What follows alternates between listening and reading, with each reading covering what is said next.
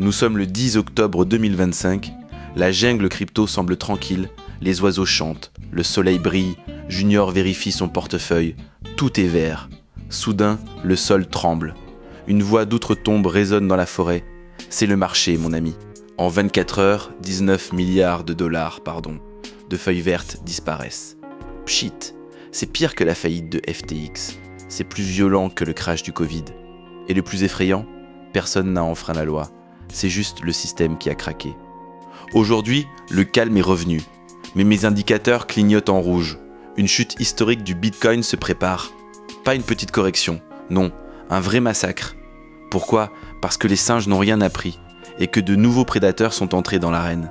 Chapitre 1, le casino et l'effet de levier. Le problème commence avec un péché mignon du singe, l'avarice. Junior veut beaucoup de bananes mais n'a qu'une seule feuille verte. Alors il va au casino des dérivés. C'est un endroit sombre, dangereux, qui sent la sueur et la peur. Là-bas, le singe prêteur lui fait une offre. Si tu poses une feuille sur la table, je t'en prête 99 de plus. Tu joues avec 100 feuilles. Junior sort sa calculette, ses doigts. Si le prix monte de 1%, je double ma mise. Richesse infinie. Ça s'appelle l'effet de levier. C'est un mot chic pour dire parier l'argent que tu n'as pas. Mais Junior a oublié de lire les petits caractères en bas du contrat. Si le prix baisse de seulement 1%, Junior perd sa mise initiale. Le prêteur vend tout pour récupérer ses 99 feuilles.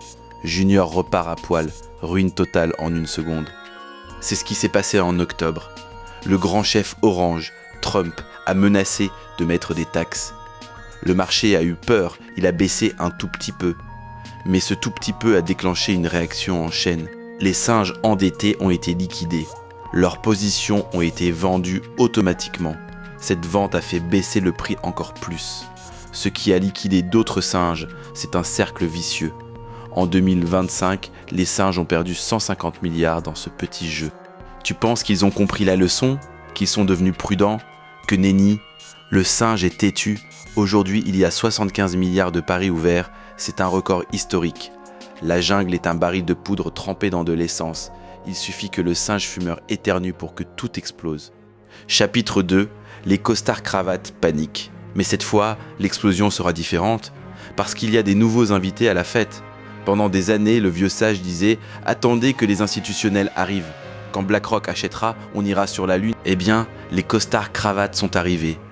BlackRock, fidélité, en français ça veut dire rocher noir et fidélité, ça fait moins rêver. Ils ont acheté des milliers de bananes via des trucs appelés ETF. Junior pensait que ces gars-là avaient des mains de diamant, qu'ils ne vendraient jamais. Erreur fatale. Le costard cravate n'a pas de sentiments. Il s'en fout de la révolution crypto. Il s'en fout de la liberté. Il veut juste son bonus de fin d'année. Si son chef lui dit le risque est trop haut, il vend tout, immédiatement, sans remords. Les chiffres ne mentent pas. Fin 2025, ils ont retiré 4,5 milliards en 2 mois.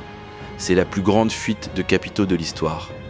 Quand le costard court vers la sortie, il piétine tout le monde. Junior regarde son écran et prie. Mais prier ne rapporte rien. Atteindre bêtement, c'est nul. Mais attendre intelligemment, ça rapporte. Chapitre 3.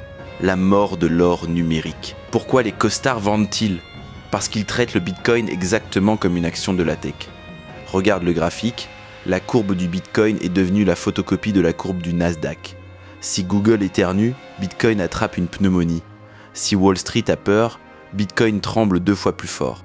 Le mythe de l'or numérique est mort en 2025. Quand le monde a eu peur de la guerre ou de l'inflation, le Bitcoin n'a pas protégé les singes. Il s'est cassé la figure. Il s'est comporté comme un actif risqué, pas comme une valeur refuge. C'est dangereux. Avant, le marché ne dépendait que des passionnés. Maintenant, il dépend de l'humeur de Wall Street.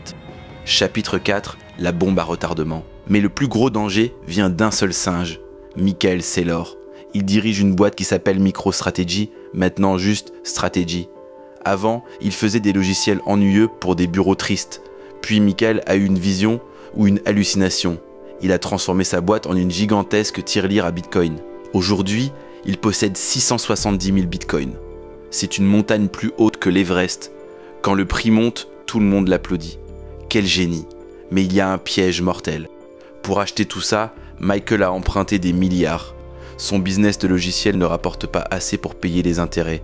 Il vit à crédit. Il emprunte pour payer ses anciennes dettes. C'est une pyramide de dettes posée sur une pointe. Le marché commence à avoir peur. Actuellement, l'action de sa boîte se vend avec une décote de 20%. Ça veut dire que le marché pense que ces bitcoins valent moins que le prix affiché. C'est un signal d'alarme hurlant. Si le bitcoin chute trop bas, Michael entre dans la zone de la mort. Il pourrait être forcé de vendre ses réserves pour payer ses créanciers. Si 670 000 bitcoins arrivent sur le marché d'un coup, ce n'est pas une pluie, c'est un tsunami biblique. FTX n'avait pas de vrais bitcoins, c'était du vent.